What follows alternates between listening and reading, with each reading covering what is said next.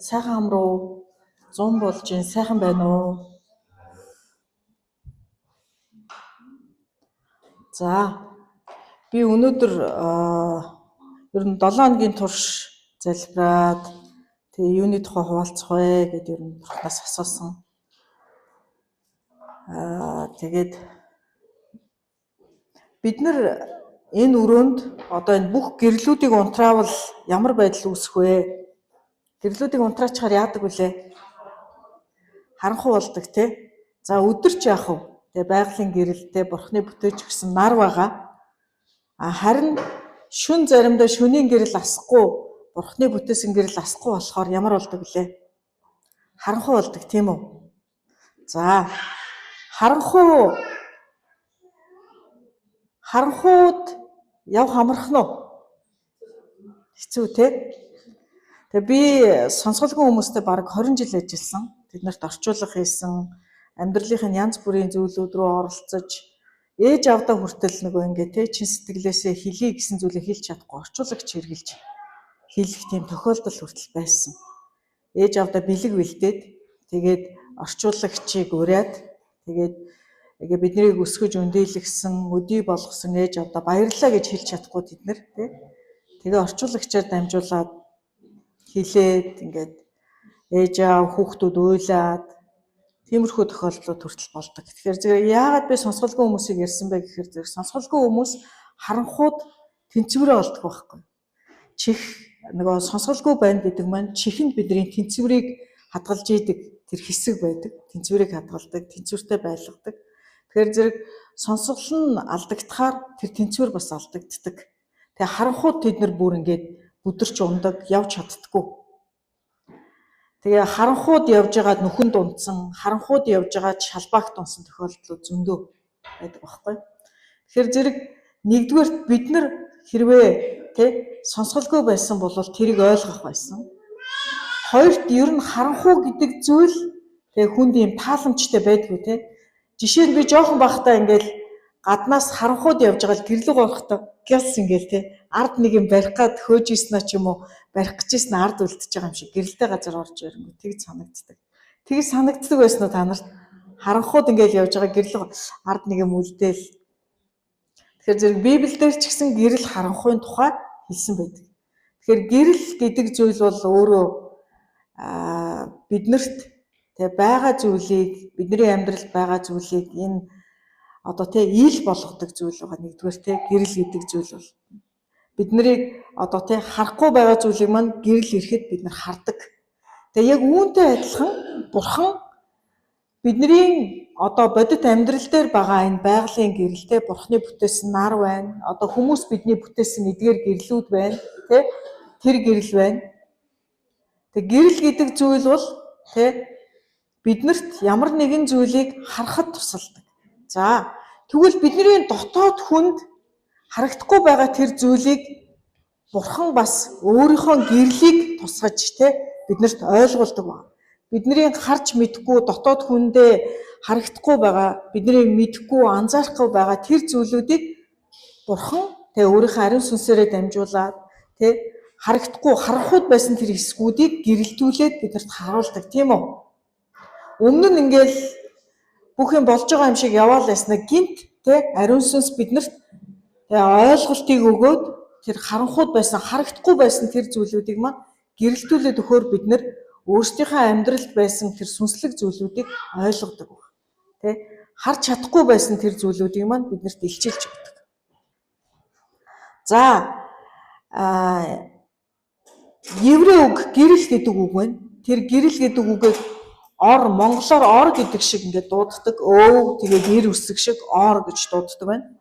Тэгээ энэ гэрэл гэдгийн бусад утгуудыг нь би бас харсан. Тэгээ гэрэл гэдгийн үгийн утгууд нь болохоор зэрэг гэрэл, гэрэлтэх, гээгүүлэх, илчлэх, амьдрал өгөх, аврал, бурхны оршихуй гэсэн утгууд бас байдаг юм байна. Еврей үгийн утганд нь бурхны оршихуйг бас хэлсэн байна. Тэгээд аврал гэдгийг хэлсэн байна. Амьдрал өгөх, илчлэх, гээгүүлэх, гэрэлтэх. Тэгэхээр бурхан өөрөө гэрэл гэж хэлсэн байгаа тий Библиэлд. Тий гэрлүүдийн эцгээс гэж Библиэд бичигдсэн байна.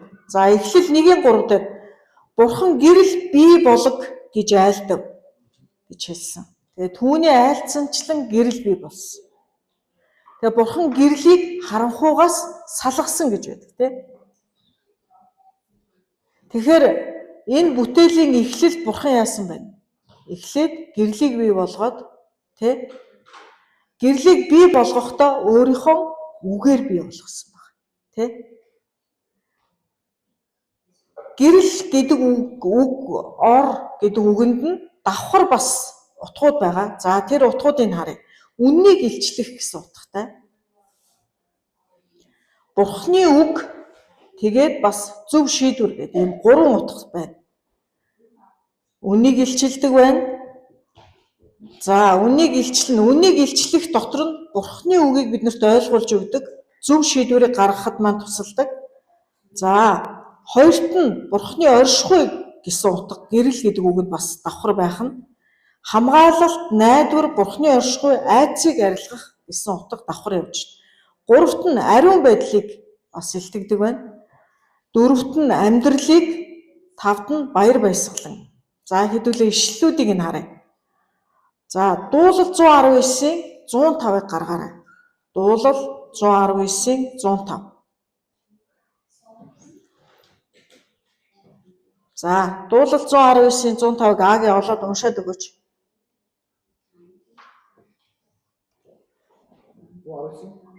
119-ийн 105.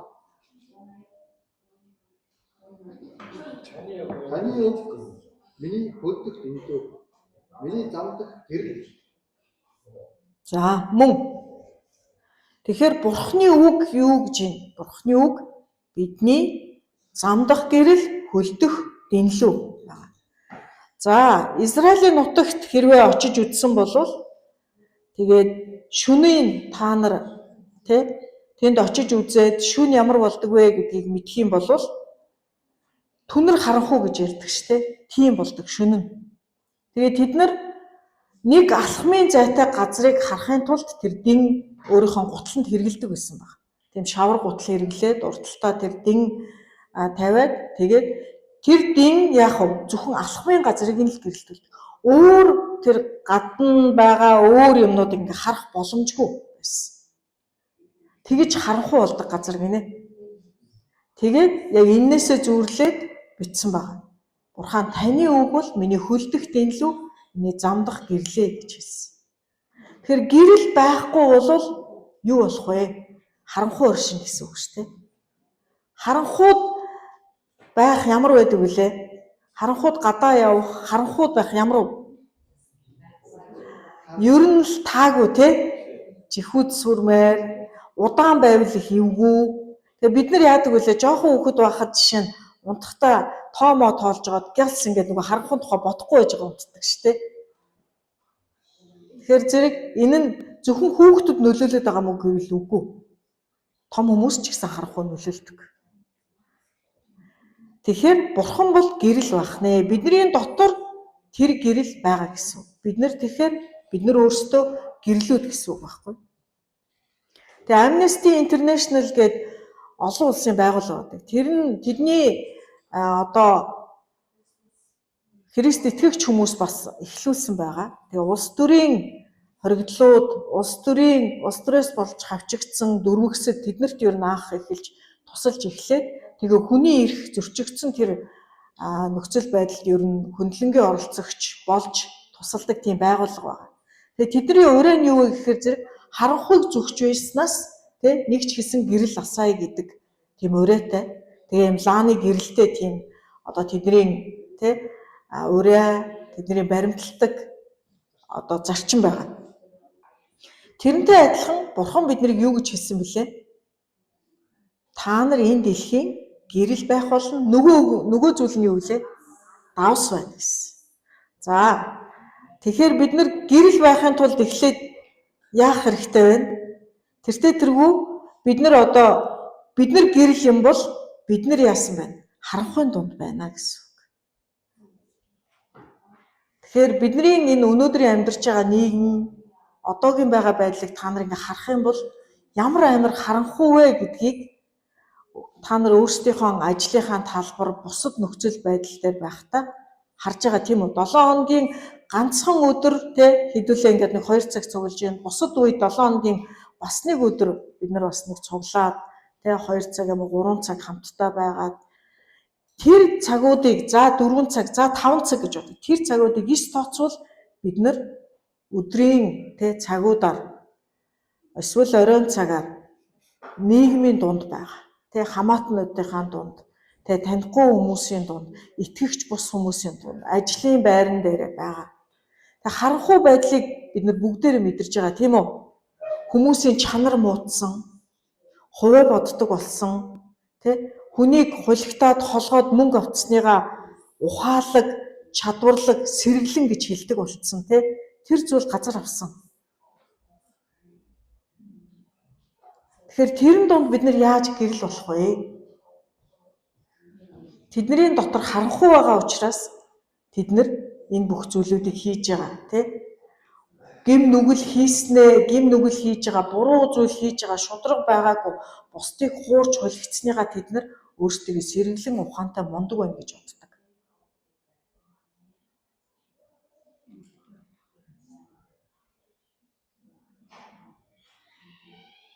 Болроо манай цуглааны Болроо Агийн өөр хоёулаа сэтгүүлч. Тэгээ Болроо нь мэргэжлэрээ олон жил ажиллаж байгаа. Тэгээд нийгмийн тэр харанхуй, болоогүй, бүтээгүй тэр бүх зүйлүүдийг Болроо маань тэрний дунд бүр явдаг. Тэр зүйлүүдийг сурвалжилдаг, олон түмэнд ил гаргадаг, хэлдэг, ярьдаг, тий? Тэгэхээр тэрийг бүр илүү мэдэрч байгаа хүмүүсийн нэг. Тэгэхээр зэрэг бидний гэрэл яалтч байхгүй одоо энэ Монголд одоо энэ цаг үед бидний амьдарч байгаа хамаатан садан эргэн тойронд байгаа биднийг танихгүй байсан ч гэсэн бидний ажил тэгээ бид нартай холбогддог бүх хүмүүст гэрэл хэрэгтэй байна. Тэгэхээр тэр гэрэл нь бид нар өөрсдөө байна. Гэрэл бий бол гэж хэлэхэд гэрэл бий болсон гэдэг шиг бид нар Христ итгэсэн тэр цагаас ахуулаад бидний дотор тэр гэрэл оршоод тэгээ бид нартай оршин тогтноод одоо хүрсэн гэсэн үг. Таны дотор тэр Бурхны оршихуй байгаа учраас та гэрэлтэй. Тэгэхээр та гэрэл учраас бузар муу зүйлүүдийг та илчилдэг, бусдад харуулдаг. Тэгээ тэрнтэй эвлэрдэггүй учраас та гадуурхагддаг, тий? Гэрэл учраас та харанхуйгаас ялгаатай байгаа. Тэг хүмүүсийн дотор таныг хараад тэр найдвар төрдөг гэсэн үг. Бусдаас өөр байгаа гэж хардаг гэсэн үг.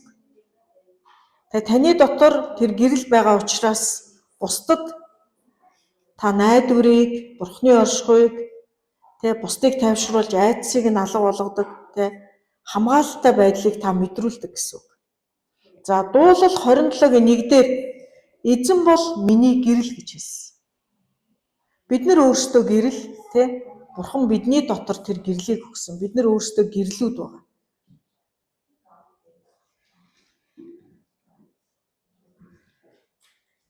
За, гэрэл гэдэг үгийн нэг утга нь ариун байдал гэсэн шүү дээ. Тэр ариун байдал нь юу гэхээр зэрэг нүглийг илчилдэг, тий? Нүглийг илчилдэг, харанхууд нуугдсан зүйлүүдийг ил гаргадаг. За, дөрөвт нь амьдрал гэж хэлсэн. Йовын 33-ийн 30. За, хэдүүлээ гаргаад таръя. Йовын 33-ийн 30-ыг гаргаад тараарай.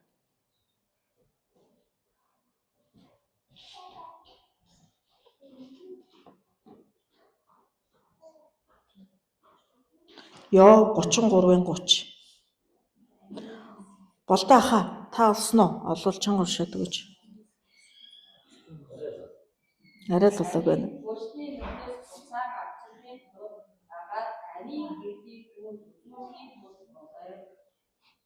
Амен. За, тэгэхээр гэрэл маань биднэрт амийг өгдөг баг. Амийн гэрэл гэж хэлсэн байна, тий? Гэрэл маань биднэрт амьдралыг өгдөг гэсэн утгатай.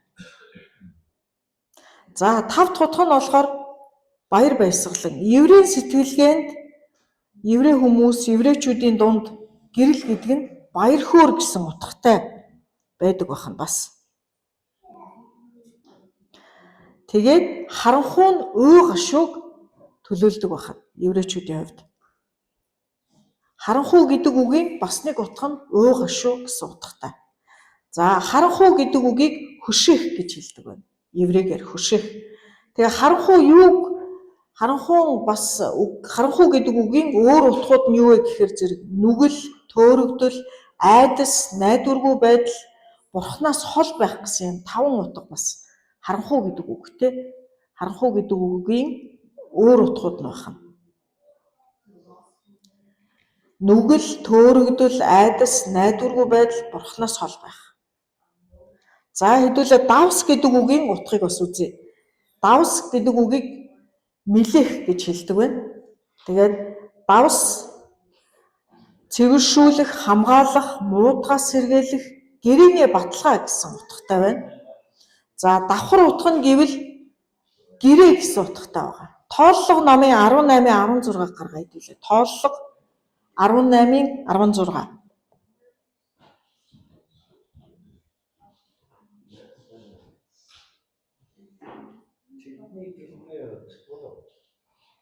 Унш. Тооллого номын 18:19. Тий, 18:19. Мөн.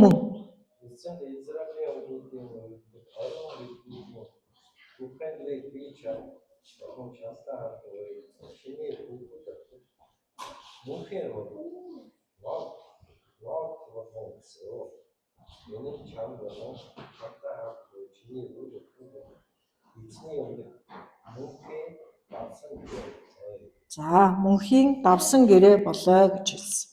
Тэгэхээр давхар утга нь юу байх вэ? Давс гэдэг үгийн давхар утга нь давсан гэрээ гэсэн утгатай. Гэрээ гэсэн утгатай байна тий. Тэгээд давсны гэрээ гэж ярьдаг байна еврейчүүд. За бас нэг давхар утга нь юу вэ гэхээр зэрэг эвдэшгүй мөнхийн үнэнч гэсэн утга байна. Давс гэдэг үгний. За давсны гүйцэтгэдэг үүргүүд нь юу вэ гэхээр зэрэг цэвэршүүлэх байна. Левит номын 2:13-д гаргаарай. Левит номын 2:13. За гаргаад хараад байгаарай. 2:13. Эдийн өргөл болгоноо давсаар амтал. Эдийн өргөлт чинь бурхны гэрээний давс бүү дутаг. Бүх өргөлөө та нар давстай өргөхтөн гэсэн. Тэгэхээр бурханд нөгөө эдийн өргөлүүдийг авчир гэд хэлдэг штэ. Тэгэхээр зэрэг тэр эдийн өргөлүүдийг бүгдийг нь давсалдаг байсныг одоо харж байгаа биз. Тэгээд энэ нь яахын тулд вэ гэхээр зэрэг энэ юуг бэлэгддэг вэ гэхээр бурхантай хийсэн гэрээ маань эвдэшгүй тий мөнхийн үнэнч гэсэн утгуудыг илэрхийлдэг байсан учраас эдийн өргөлүүдэд давсалдаг байсан. Тэгэхээр биднийг гэрэл ба давс бай гэж хэлсэн. Тэгэхээр бид нар энэ одоо тий өөрсдийнхөө амьдарч байгаа эргэн тойрондоо бид нар давс шиг байх үүрэг биднэрт байна гэсэн үг. За Левит номон дээр хэлснээр дахил бүрээ давсаар амтал гэсэн. За давс нь ариун байдал болон бурханд зориулагдсан амьдралыг бас давхар бэлэгдэж идэг. За 3 дахь утга нь юу вэ гэхээр муудлаас хамгаалж байгаа тий. Давсны бид нар одоо хоолнуудыг давсалж иддэг шүү дээ. Дараад, давслаад удаан хугацаанд хэрэглэхийн тулд даршилдаг байна. Тэгэхээр биднэрт бас нэг шинэ технологи гарч ирсэн шүү дээ. Хоолыг муутгахгүй хэрэглэдэг. Тэгээ тэрний үлээ давснаас өөрөөр бид нар яаж муутгахгүй хэрэглэдэг болсон бэлээ? Хөлдөөгч гэдэг юм гарч ирсэн тий. Тэ хөлдөөгчөөс гадна бид нар хөлдөөхгүй зүйлүүдийг яадаг вүлээ? Давслаад удаан хугацаагаар бид нар хөлсөндөө хэрэглэдэг байна. Тэгэхээр одоо бид нар одоо ингээд амьд давснууд юм болвол энэ нийгэмд байгаа муударч ялзарч байгаа тэр зүйлүүдийн дунд бид нэг муудахгүй тулд бид нар давс шиг байх тэр ялзарлаас, муудлаас, эслээс одоо юу гэдэг тэрнээс хамгаалах хүмүүс нь бид нар байхгүй юу? За та хэр давс шиг хэр гэрэл шиг амьдарч байна вэ? Одоо энэ цагт өөрийнхөө тухай бодоорой. Өнгөрсөн 7 хоногт давс шиг байж чадсан уу? Гэрэл шиг байж чадсан уу? Эсвэл гэрлээ онтраагаад давсаа одоо нууд юм уу? Давсныхаа амтыг амтлуулахгүй яг тэднэртэй адилхан байгаад өнгөрөөцсөн үеуд байна уу? Бодтоо. Аялдан дагалдаад үннийг хэлж чадаагүй, илчилж чадаагүй ч юм уу? Хүмүүстэй харилцааны асуудалтай болохоос айгаад чимээг өнгөрсөн үеуд байгаа болов. За Матай 5:13 дээр хэлсэн. Та нар газрын давс мөн. Харин давс амтаа алдвал юугаар дахин давстай болгох вэ? Тэр нь цаашид юунд ч хэрэггүй болж гадагш хаягдан хүмүүсийн хөлд дэвслэгдэх болно гэсэн байна. Тэгэхээр Бурхан биднийг тийм амтаа алдаад дэвслэгдэхээр давс байгаасай гэж хүсэхгүй байна. Биднийг амттай энэ цаг үедээ амттай байсаар байгаад өөр дээр нь ирээсэй гэж Бурхан хүсэж байгаа. За бид нар өөрсдийнхөө амьдралд энэ гэрэл байх, давс байх гэдгээ яаж хэрэгжүүлэх вэ? Библийн жишээнээс хэдүүлээ үзье. Эхлэл номын 39:2-6. За энийг уншихгүй байж болно. Хэдүүлээ бидний мэддэг түүх байгаа. Нэг шоронд ордог хүн байдаг ч тэр юм блэ.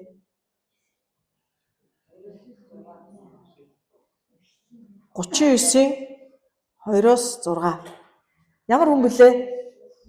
Йосеф Йосеф байгаа. За түүний амьдрал маш хэцүү байсан Нэг талаар аавынхаа хамгийн хайртай хүү, аавынхаа хайртай эхнэрийн 2 хүү байгаа. Биньямин, Йосеф хоёр. Тэгээд өөрийн буруугаас биш ах нарынхаа атаархлаас болоод боол олгоод бүр өөр орн руу жоохон бахта залуухан хүүг худалдаад явуулчихдаг Та нар өөрсдөө оронд нь өөрсдөө өөрсдийгөө тавиа боддоо. Ээж аав чинь та нарыг хайрлаад байсан чинь та нарын ах ч юм уу, их ч юм уу, дүү чинь атаархсаар хагаад боол олгоо худалдаад өөр орн руу хятад руу явуулсан бол яах вэ? Яг та өөр дээрээ боддоо. Ямар уу? Хятад очиод боол олоод очсон. Тэгээд насанд ч хүрээгүй байх та. Ямар амьдрал өгдөх вэ? Боддоо оронд нь тавиа боддоо таныг худалдсан ингээд 14-5 ингээд хятад боол олоо очсон байвал яах вэ? Үхээ үсттэй. Яа, хэцүү шттэ.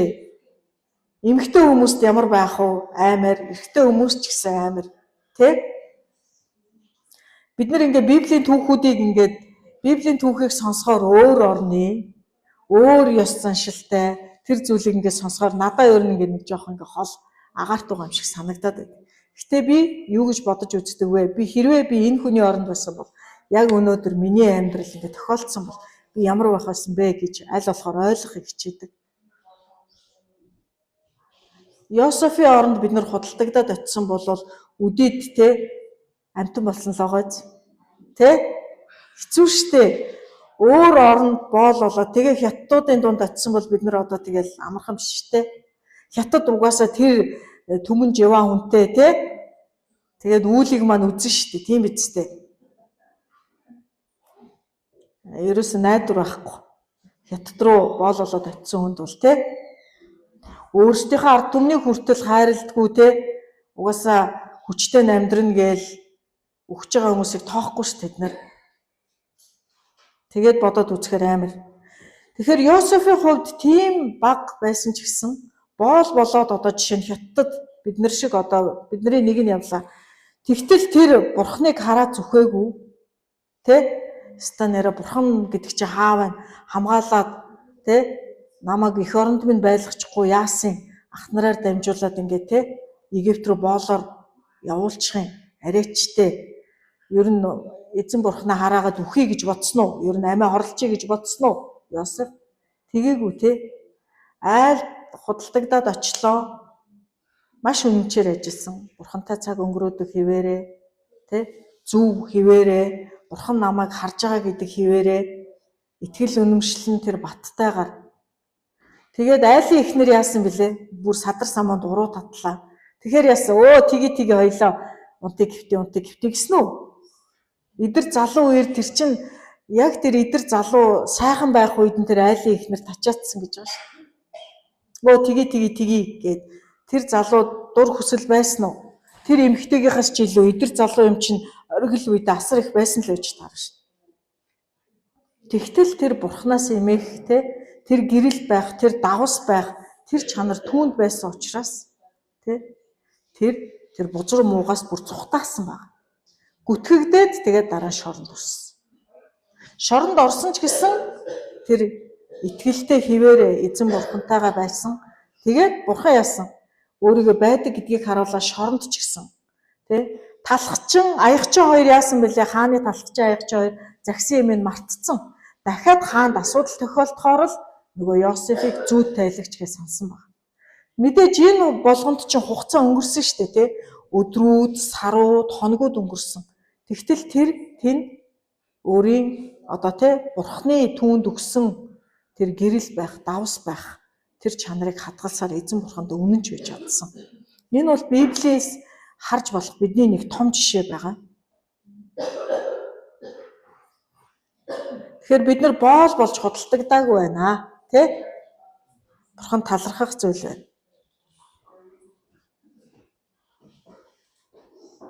За Матай номын 5:14-12 дээр та нар дэлхийн гэрэл хүмүүс та нарын сайн үлсийг хараад тэнгэр дэх эцгийг чинь алдаршуулахын тулд гэрлээ тэдний өмнө гэрэлтүүл гэж хэлсэн.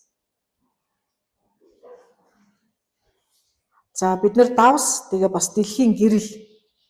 Тэгэхээр зэрэг бид нар амьдрал дээр яаж тэр гэрлээ харуулах вэ? За Библийн гэрлийг харуулсан жишээ бас байгаа. Давс шиг байсан, гэрэл шиг байсан хүмүүс. Даниэлийг бид нар мэднэ. Даниэл болохоор бас л өсвөр наснда харь оронд цөлөгдөөд явсан баг. Өсвөр насны хөвгүүдийг түүгээд аваа явсан гэсэн үг.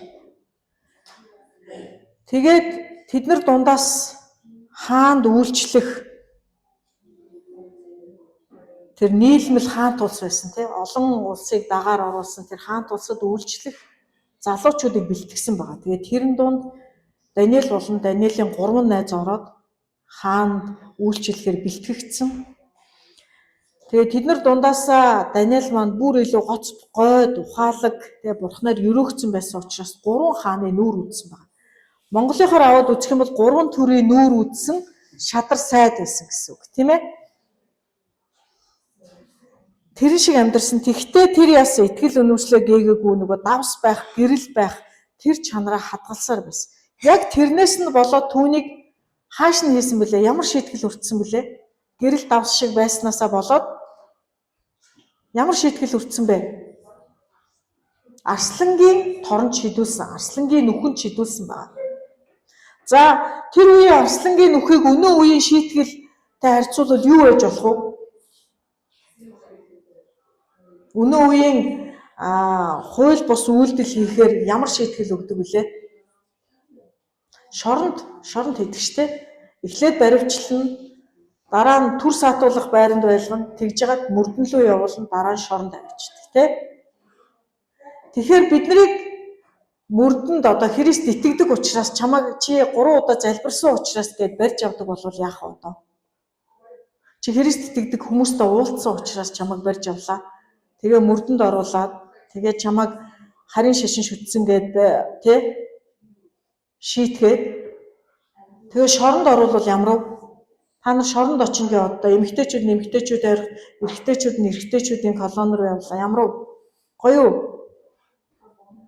Тэгээд төр төмөр нүртэйгээд яг хэрвээ тийм хууль гараад хуулийн дагуу явбал би зүгээр итгэл үнэмштэй Христэд итгээд би энэ нийгэм сайн зүйлийг хийсэн гэсэн чинь нэмэргүй шоронд хоригдвол гоё юу? Хэцүү шүү дээ. Одоо энэ зүйл дэлхийн зарим орнуудад угаасаа байгаа шүү дээ. Хятад байна жишээ. Тэгэхээр бид нар тийм тохиолдоогүй байна. Талархаж байна. Бурхан талархах юм биднэрт ингээл өглөө босоод зөндөө олон байна шүү дээ. За, Даниэлийн хувьд тэр яаж гэрэл давс шиг байсан бэ гэхээр зэрэг тэр шудраг амьдарсан.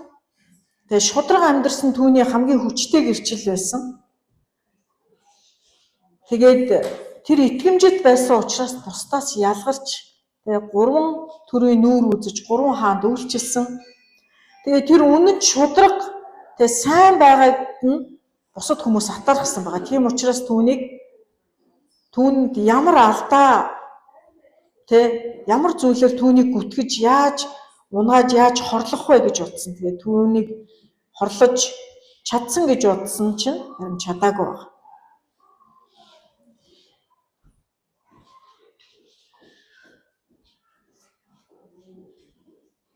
Тэгэхээр давс ямар үүрэг гүйцэтгэдэг вэ гэдгийг хэдүүлээ үзсэн. Тэгэхээр бид нэр Христ итгэгчийн хувьд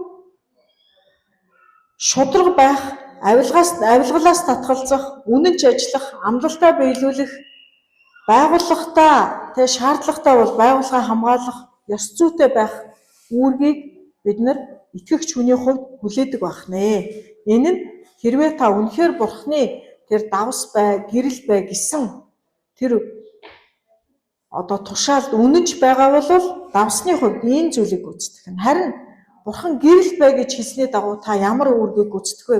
Сайн үлгэр дуурайл үзүүлэх хэрэгтэй бай. Хайр инэрлийг харуулах хэрэгтэй бусад хүмүүст, бусдад туслах. Тэгээ уучлж, эвлэрлийг бий болгож явах хэрэгтэй. Үннийг зоригтойгоор хэлдэг байх хэрэгтэй. Бурхны алдар сууг өөрийнхөө үйлдэл, ажил үйлсээр бусдад харуулдаг байх хэрэгтэй. Тэгэхээр та өөрөөсөө асуугаарай. Би шудраг байна уу ажил дээрээ? Авилгалаас татгалзаж гин үү? Үнэнч ажиллаж гин үү? Би амлсан амлалтаа биелүүлж гин үү? Байгууллагт таны тусламж, таны хамгаалалт хэрэгтэй бол та хамгаалж гин үү? Та ёс зүйтэй байж чадж гин үү? За, гэрэл байхын тулд сайн үлгэр дуурайлал та болж гин үү? Хайр инэрлийг бусдад харуулж чадж гин үү? Бусдад тусалж гин үү? Уучлж бас эвлэрлийг та бий болгож чаддаг уу? За, үннийг та зоригтойгоор хэлдэг үү? Бурхны тэр алдрыг та харуулж чаддаг уу гэдэг асуултуудыг өөрөөсөө асуугаарай.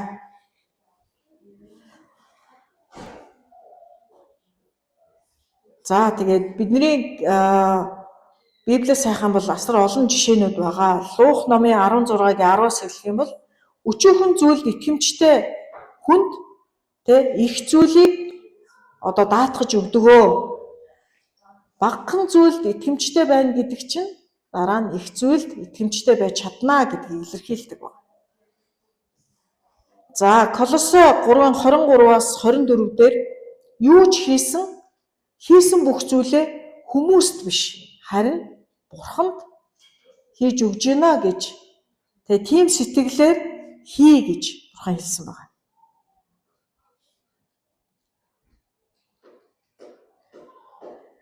Тэгэхээр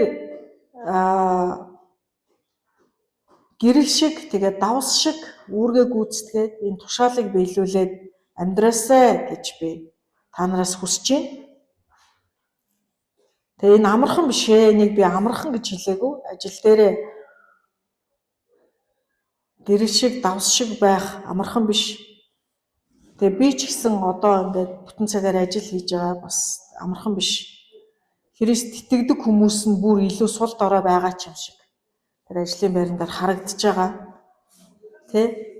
Үнийг хэлж чадахгүй, аялдан дагдсан, шудраг байж чадахгүй, Христ итгэгч хүмүүсийн итгэдэггүй хүмүүсийн аяг дагаад тэднээс илүү гарч чадахгүй тийм байгаа байдлууд ажлын байран дээр ажиглагдж байгаа. Тэгэхээр зэрэг би өөрөө гэрэл давс байхын төлөө бас тэмцэж ажиллаж байна. Тэгэхээр та нар ч гэсэн тэмцээрэй гэж хэлмээр байна. Тэгэхээр Даниэл шиг, Йосеф шиг хэцүү зүйл дундуур явж байгаа ч гэсэн эцэст нь Бурхан таныг шагнах учир Бурхан таныг шудраг байсны чинь төлөө танд тэр титмийг бэлдсэн учраас тэгээд төвчээртэйгээр бууж өгөхгүйгээр гэрэл давс байгаарэ гэж уриалж байна. За, би эцэст нь хид хідэн асуултуудыг асууя. Тэгээ та бас бодож үзээрэй. Миний хамт олон миний амьдралаас тэгээ миний Христ итгэдэггүй гэр бүлийнхэн найз нөхөд Христийн зан чанарыг харж чадж байна уу гэдэг асуултыг та бас өөрөөсөө асуугаарай. Би ажиллаа хүмүүсийн төлөө юу эсвэл Бурхны төлөө хийж байна уу? Миний үг, үйлдэл, шийдвэр миний Христ итгэдэг гэр бүлийн гишүүд, тэгээ ажлын хамт олон найз нөхдөд яг давс муутахаас хамгаалдаг шиг тэдний харилцаа тэдний хандлагыг муутахаас хамгаалж чадж байна уу? Таны хандлага.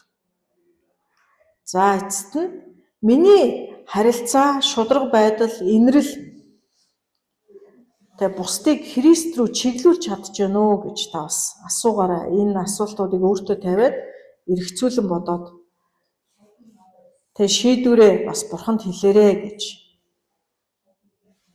уриалж байна би.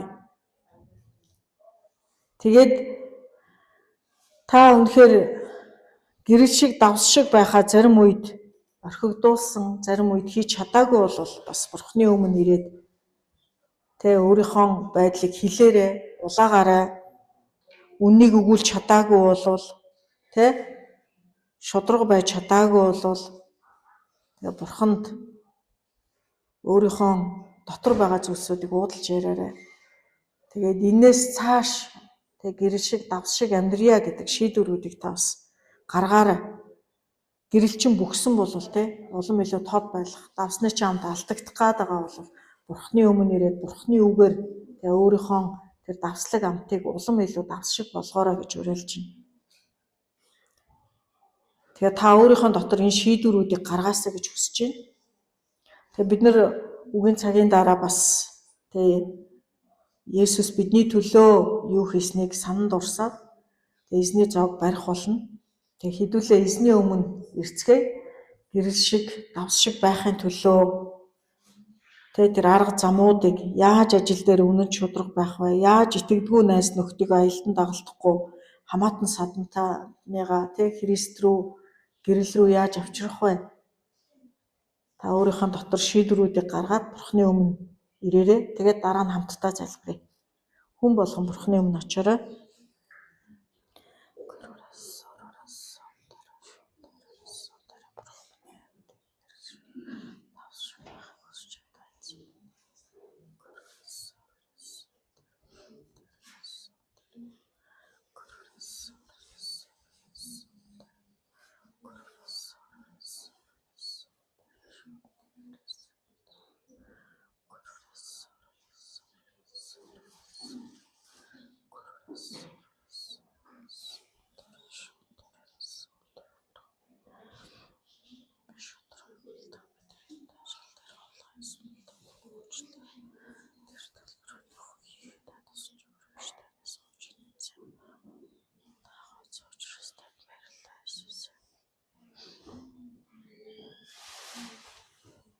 Бурхан минь ээ, бид нар бүгдээрээ таны өмнө ирж байна. Энд байгаа хүн болгон.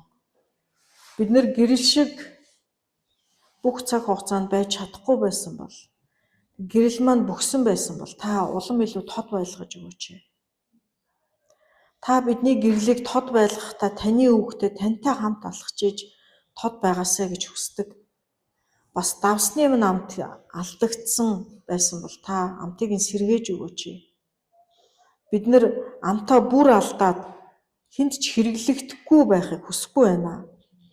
Таны үгийг уншиж, таны дотор байж, таны гэрэл бидний дотор, таны тэр давслаг байдал бидний дотор байж иж, бидний эргэн тойронд харанхуйд гэрэл болж, бидний муудаж ялзарч байгаа энэ нийгэм, энэ дэлхий, энэ байдалд бид нар